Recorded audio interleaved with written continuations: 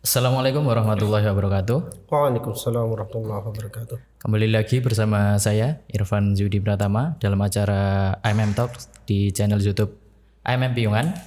Kali ini kita kedatangan tamu yang sangat istimewa, yaitu Mas Junaidi ya. Ya. Berasal dari Madura, Mas Junaidi. Ya. Dan beliau ini adalah salah satu pengusaha sukses di bidang kuliner. Tentu teman-teman sudah banyak tahu ya bahwasanya orang-orang Madura itu sangat banyak yang usaha, yaitu adalah usaha sate.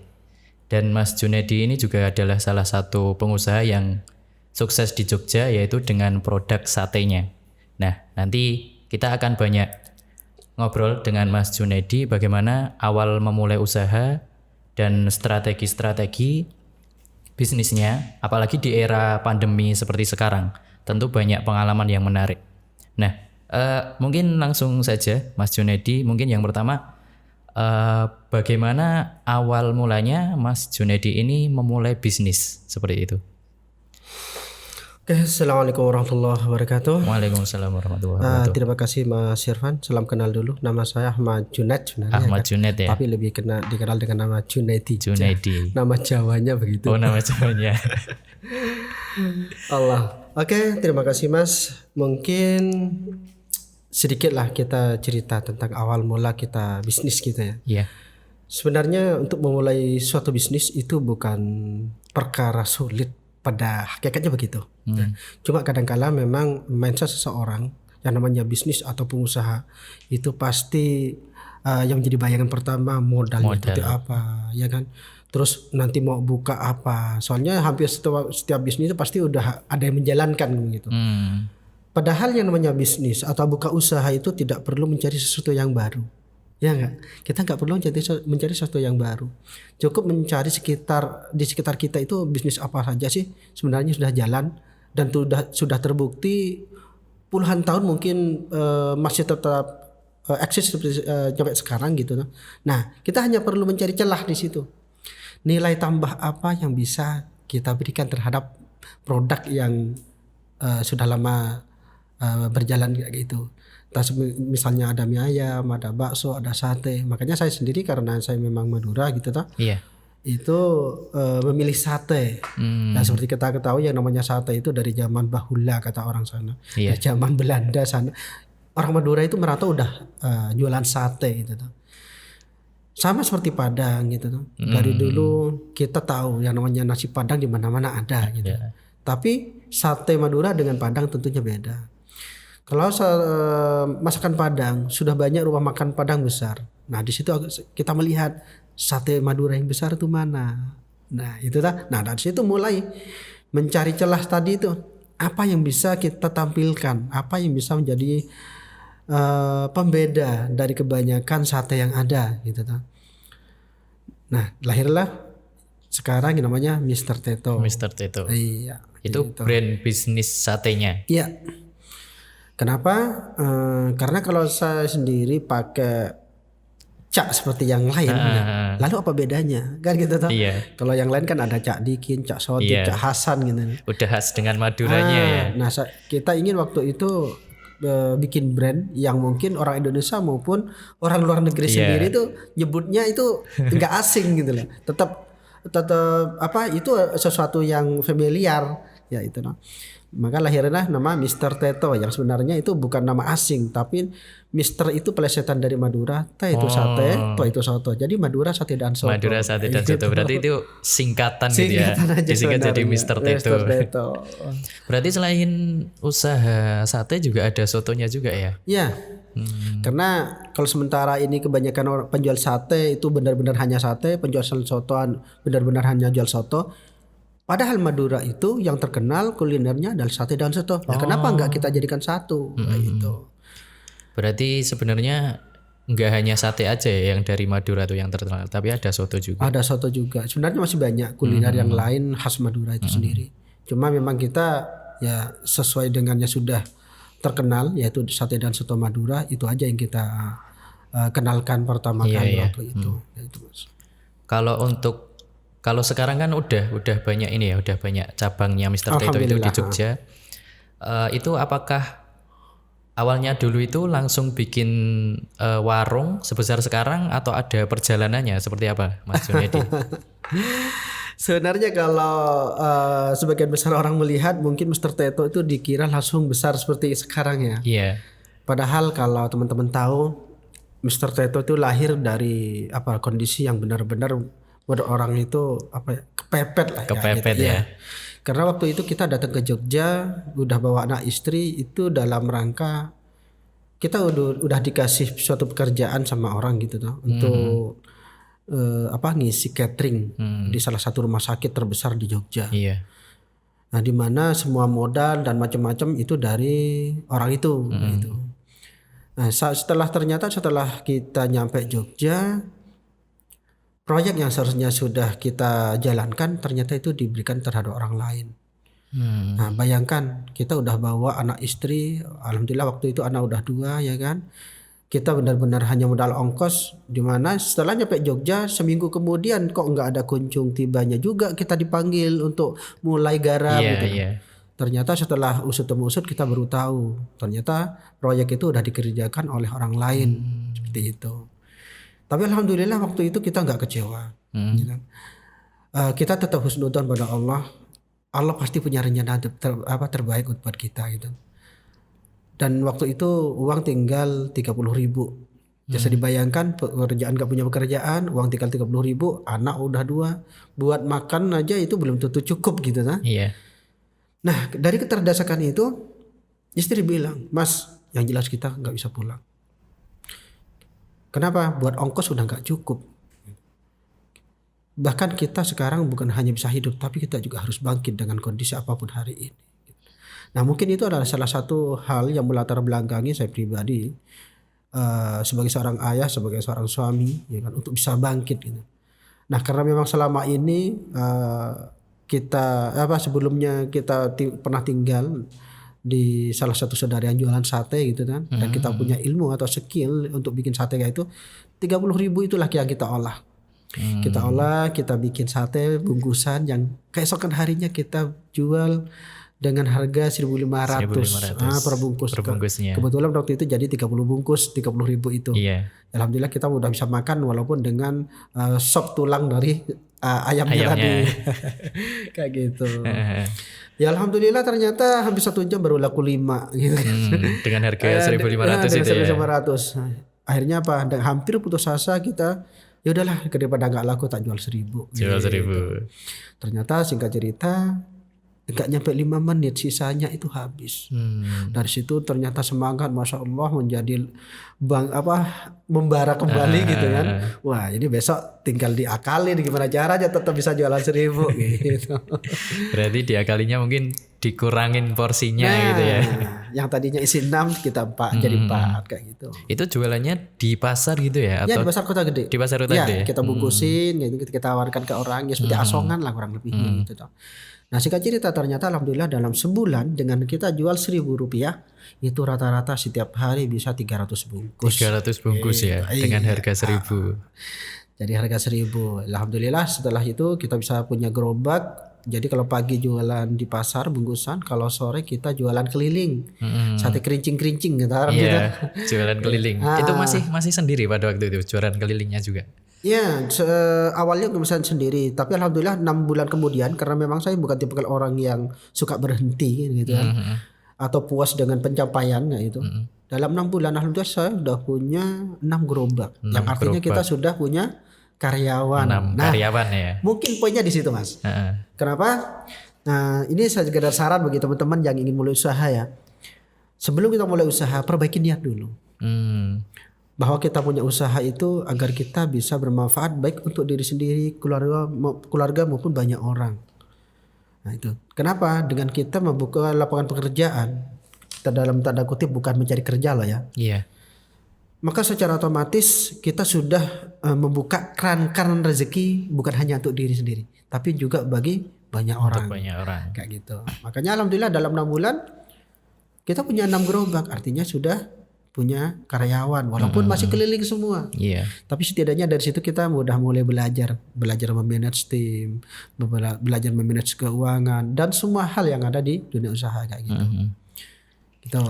Berarti dari awal emang Mas Junaidi itu meniatkan bisnisnya itu bukan hanya untuk dirinya sendiri ya, tapi sudah untuk orang lain juga, harus ada kebermanfaatan untuk orang lain juga. Dan tentunya itu semua juga diniatkan karena Allah gitu. Insya Allah. Soalnya memang ya secara otomatis kalau kita itu kalau kita sudah meniatkan punya usaha agar menjadi wasilah bagi banyak orang, ya kan, menjadi wasilah rezeki bagi banyak orang, itu secara otomatis itu pasti hanya kita berusaha berharap ridho Allah di situ. Gitu. Dan insya Allah kalau kita sudah niat seperti itu, maka kemudahan demi kemudahan itu pasti Allah berikan. Walaupun sebaik apapun kita, seistiqomah apapun ibadah kita, cobaan pasti datang. Kayak gitu. Jadi jangan pernah berharap kalau niatnya udah baik, caranya udah baik, pokoknya udah baik, ya gitu. Terus nggak ada cobaan, nggak ada gitu. Ya tentunya di bisnis itu pasti dibalik kesuksesan Mas Junaidi itu banyak sekali suka dukanya ya. Oh pasti. Nah itu ya kita semua tahu kalau bisnis itu pasti nggak cuma naik terus gitu ya, pasti naik turun. Nah itu selama ini yang dialami itu suka dukanya itu apa aja Mas Jun? Gini Mas, sebenarnya ya seperti yang saya bilang tadi, Mr. Teto sendiri berawal dari saat kita malah ditipu orang kan gitu. Artinya apa? Kadangkala peluang itu memang lahir di saat kita itu terdesak, di saat kita itu terhimpit. Tapi poin pentingnya bukan tentang terhimpitnya, tapi cara menyikapi suasana yang ada di sekitar kita. Kalau kemarin kita ditipu orang, sekarang mungkin sebagian besar orang mengeluh hanya karena adanya corona gini kan. Kalau kita menyikapi segala sesuatu yang kurang baik, yang kurang enak, istilah tanda kutip itu musibah, itu dengan keluhan, maka percayalah kita akan semakin terpuruk, kita akan semakin mengeluh dengan kondisi itu. Tapi kalau kita menyikapi dengan iman bahwa apapun yang terjadi adalah sesuatu yang baik bagi kita. Ingat, segala sesuatu itu baik bagi kita menurut Allah ya enggak? Bukan menurut kita. Maka segala sesuatu yang baik itu akan terjadi dengan kondisi apapun. Seperti tadi kita awalnya ke sini ditipu, ya enggak? Tapi Allah punya rencana agar kita bangkit dengan modal yang seminim-minimnya. Ya enggak? Enggak perlu hutang bank, enggak perlu gadain tanah, enggak. Kayak gitu. Nah, jadi kita hanya perlu husnudzon atau positive thinking. Pertama terhadap takdir Allah, bahwa setiap musibah, setiap ujian itu yang datang itu untuk membesarkan kita. Itu pertama. Yang kedua, Allah menitipkan ke kita berupa akal, ya enggak? Berupa keyakinan di hati. Agar kita itu sebenarnya lebih keras lagi berpikir, lebih keras lagi dalam bekerja, dan lebih yakin lagi bahwa setelah ini kita akan bangkit, bahwa setelah ini kita akan besar, setelah ini kita akan jauh lebih baik dari sebelumnya. Kita sebenarnya dilatih untuk begitu gitu. Jadi tidak ada yang namanya cobaan atau ujian yang terjadi pada manusia itu kecuali hanya Allah menginginkan agar iman kita itu lebih baik. Tidak lebih dari itu. Maka di saat kita mampu mengkondisikan seperti itu, maka peluang-peluang yang tidak terduga itu Allah hadirkan dalam kehidupan kita. Jadi istilah min haitsu la yahtasib atau jalan yang tidak terduga itu akan hadir dalam hidup kita gitu Mas. Enggak disangka-sangka. Banyak peluang yang hadir gitu. Cuma yaitu syaratnya min haitsu la yahtasib itu berlaku dalam hidup kita, dari mulai cara berpikir kita, bicara kita, tingkah laku kita tunjukkan bahwa kita adalah orang yang selalu optimis, orang yang selalu ingin bermanfaat bagi banyak orang. Maka min haitsu la yahtasib tadi itu akan berlaku dalam hidup kita gitu. Luar biasa sekali ya. Selanjutnya kan sekarang ini di era pandemi corona seperti sekarang, kita semua tahu bahwasanya banyak bisnis kuliner yang merumahkan karyawannya, bahkan perusahaan-perusahaan besar pun banyak yang gulung tikar juga di era sekarang. Nah itu apalagi di Mr. Teto ini kan juga sudah ada banyak cabangnya dan tentunya juga sudah banyak karyawannya juga. Nah itu strateginya bertahan di era pandemi seperti sekarang itu bagaimana Mas Jun? Ada beberapa langkah yang kita lakukan kemarin agar kita tetap bisa survive ya di era pandemi seperti sekarang. Salah satunya memang kemarin kita sementara merampingkan tim. Jadi ada karyawan-karyawan baru yang memang kemarin di masa training kayak gitu. Itu kita istirahatkan bentar. Tapi bukan kita pecat ya. Kita istirahatkan bentar sambil kita mengatur strategi gimana caranya kita bisa bangkit kayak gitu. Yang kedua, di sebuah usaha itu kan ada level-level tertentu toh. Ada manajemen kayak gitu kan. Ada tim manajemen, ada karyawan biasa di bawah seperti itu. Nah, kalau selama ini kita berusaha gimana caranya tim di bawah itu dari sisi bayaran, kalau perusahaan-perusahaan besar sekelas Dunkin Donut aja memotong 50% semua karyawannya, kita enggak. Walaupun omset kita belum begitu baik waktu itu, tapi kita berusaha terutama untuk tim ujung tombak atau karyawan yang ada di lapangan, itu kita enggak potong gajinya. Kita tetap kasih utuh. Kenapa? Karena mereka yang hampir 24 jam ibaratnya berada di ujung tombak. Iya, Ya kan? Mereka adalah orang-orang yang benar-benar kerja keras. Walaupun secara otak itu ada tim manajemen kan begitu. Yang kedua, bayaran mereka sebenarnya nggak seberapa kayak gitu. Paling bagus ya UMR kan gitu kan. Masa iya masih mau kita potong 50% gitu kan. Nah, akhirnya kita waktu itu meeting dengan tim, gimana caranya tim di bawah itu tidak ada potongan. Tapi tim di manajemen, ya ayo kita gotong royong di sini. Bayaran teman-teman di sini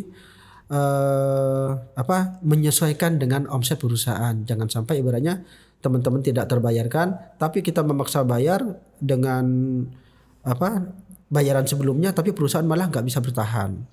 Nah, sekarang gimana caranya kita baik tim maupun perusahaan sendiri itu tetap bisa berjalan. Nah, di samping itu tentunya suasana berubah dong, ya enggak? Iya. Yang tadinya outlet rame, pesanan rame. Nah, dengan kondisi sekarang akhirnya turun sampai 70-80% gitu. Sebanyak itu ya Sebanyak turunnya itu. ya. Makanya sekarang kalau kita punya omset di atas 40 sampai 50% itu udah cakep. Udah cakep sekarang gitu. Nah, di situ kita mulai belajar nih. Belajar apa? Berpikir kembali, ya kan? Berpikir kembali apa yang bisa kita lakukan dengan situasi seperti ini. Lagi-lagi kita mencari celah gitu kan. Jangan sampai ibaratnya kita ngotot dengan bisnis yang ada, padahal yang tadinya orang mampu membeli barang 10 porsi sekarang hanya mempunyai 1 porsi. Iya. Di antara 10 orang yang tadinya 10 orang sekarang tinggal 3 orang. 3 orang. Ya kita sama dengan bunuh diri dong. Nah, dari semua suasana yang hampir 180 derajat terbalik seperti ini, nah kita harus juga melihat peluang apa yang bisa kita lakukan. Nah, dengan adanya tim di manajemen kayak gitu, dengan banyak orang, tentunya mereka banyak ide. Akhirnya alhamdulillah sampai sekarang ada beberapa hal yang bisa kita lakukan, sehingga bukan hanya kita bisa bangkit dari kondisi sekarang, tapi melahirkan peluang-peluang yang luar biasa lagi. Kayak gitu, Mas.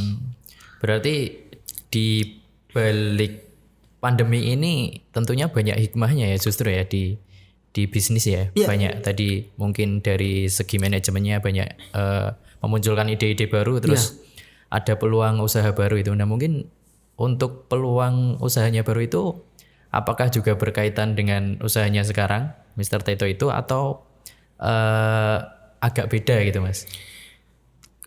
Sebenarnya alhamdulillah selama ini bisnis yang kita jalankan itu antar satu dengan yang lain selalu ada kaitannya. Selalu ada kaitannya ya. Kalau kita kan alhamdulillah brand yang kita bangun kemarin kan ada 2. Nah gitu. Ada 2 bahkan ada 3. Ada Mr. Teto, ada Buma sama Travel Umroh Haji. Kayak gitu. Walaupun Umroh Haji dengan Teto dan Buma itu tidak ada hubungannya gitu toh. Tapi dengan lahirnya usaha baru ini, ya kan? Ini ternyata sekarang alhamdulillah bisa mengaitkan semua. Kayak gitu. Nah, kok bisa? Karena usaha yang baru ini yaitu kita jualan bumbu hitam. Bumbu hitam. Di mana bebek Madura itu terkenal dengan bumbu hitamnya. Jadi kalau teman-teman itu misalnya ke Jakarta, Surabaya beli bebek khas Madura, pasti enaknya itu karena ada bumbu hitamnya itu. Nah, sebenarnya itu bukan hal baru. Ada teman kita ya dari Purwokerto itu sudah lebih dulu membumingkan bumbu hitam itu. Walaupun mereka tidak menciri khaskan Madura, tapi bumbu hitam, bumbu ireng itu tetap aja Madura. Nah, kita sebagai orang Madura gitu ya, lebih merasa tertantang kan gitu. Nah, alhamdulillah sekarang lahirlah bumbu hitam yang namanya bumbu hitam Super Buma. Ya, itu dimana dengan bumbu Super Buma itu semua lauk, bahkan hanya nasi pun, nasi yang penting apalagi masih hangat gitu nasinya ya kan, itu udah enak. Udah terasa nikmat. Jadi kalau teman-teman mau makan bebek terutama atau ayam seenak di rumah, cukup beli bumbunya itu. Nah di sini ternyata apa ya, kalau di tempat lain kalau punya teman kita itu untuk stokisnya bisa sampai 40 juta ya kan, kayak gitu. Di kita alhamdulillah enggak. Kita oke lah, kita sama seperti konvensional juga gitu. Tapi alhamdulillah di sini ternyata bukan hanya terhadap tim atau terhadap Mr. Teto dan Buma aja kita bisa memberikan peluang, tapi bisa memberikan peluang terhadap masyarakat banyak. Kayak gitu. Kita tetap konvensional tapi kita sistemkan kayak gitu. Makanya kita memberikan nama konvensional bersistem kayak gitu Mas. Jadi bagi teman-teman yang mau ikut jualin kayak gitu kan, ikut gabung menjadi tim marketing kita, pada omset tertentu itu kita ada bonus. Kalau di tempat lain benar-benar hanya dapat keuntungan selisih harga gitu kan. Di kita enggak. Kita pada misalnya pada omset sekian puluh juta ada bonus smartphone senilai 5 juta.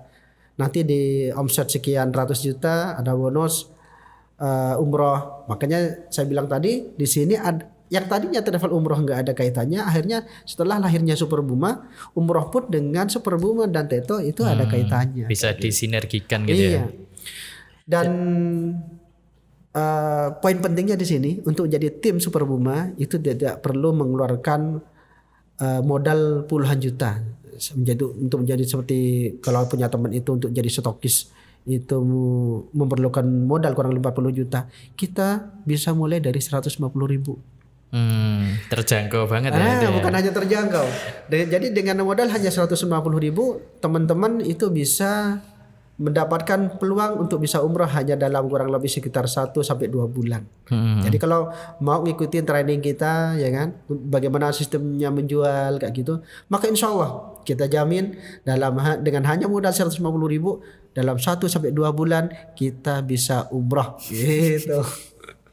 Berarti justru dengan adanya pandemi ini justru memunculkan banyak ide-ide bisnis yang lain ya, yang mungkin nggak terfikirkan ketika dulu kondisinya belum seperti ini gitu ya. Iya, betul. Kalau sebelumnya kita berpikir kita bisa buka banyak cabang gitu kan. Kita udah bangun rumah produksi di Madura sana. Karena terus terang bebek kita mendatangkan dari Madura kayak gitu. Tapi setelah kondisi pandemi seperti sekarang, kok udah nggak mudah bangun pabrik di sana lagi, rumah potongan di sana udah nggak mudah. Dengan penjualan di sini itu udah nggak sinkron gitu loh. Tapi alhamdulillah ternyata dengan bahan bumbu yang begitu sederhana dan melimpah ruah dan begitu murah, kita malah bisa memunculkan bisnis yang seperti ini. Yang seperti jangan bilang tadi, ini sama sekali tidak pernah terpikirkan sebelumnya gitu loh. Tidak pernah terpikirkan sebelumnya. Tapi mungkin karena kita dengan tim selama ini berusaha tetap semangat, tetap positive thinking gitu lah. Ternyata Allah hadirkan gitu. Sistem yang begitu sederhana, begitu murah, begitu mudah untuk dijalankan oleh setiap orang. Ini ada sesuatu yang luar biasa itu loh Mas. Bayangkan baru kurang lebih sekitar 2 minggu, nggak nyampe 2 minggu. Kalau ada orang yang sudah dapat 2 orang misalnya udah dapat umroh, keren nggak? Kalau yang dapat smartphone hampir 5 orang 2 umroh, keren nggak? Ini baru kurang lebih nggak nyampe 2 minggu dari belum 2 minggu ya. Udah ada yang dapat bonusnya ya. Iya, kita online itu baru tanggal 1 Agustus kemarin. Mulai sistemnya itu. Sistemnya itu mulai tanggal 1 Agustus kemarin. Dan hari ini belum nyampe 2 minggu tuh. Kalau ada 2 orang dapat umroh, ada sekitar 5 orang yang dapat smartphone, keren nggak ya gitu. Dengan modal hanya 150.000 gitu. Berarti itu bisa dibilang produknya itu banyak diminati pasar ya, dengan banyak orang yang gabung mau menjualkan tadi dan banyak yang udah dapat bonus, itu kan otomatis banyak produk yang terjual juga kan. Nah itu sebenarnya kuncinya di situ Mas. Yang namanya bisnis itu adalah peluang di mana setiap orang itu membutuhkan produk yang kita jual. Poinnya di situ sebenarnya.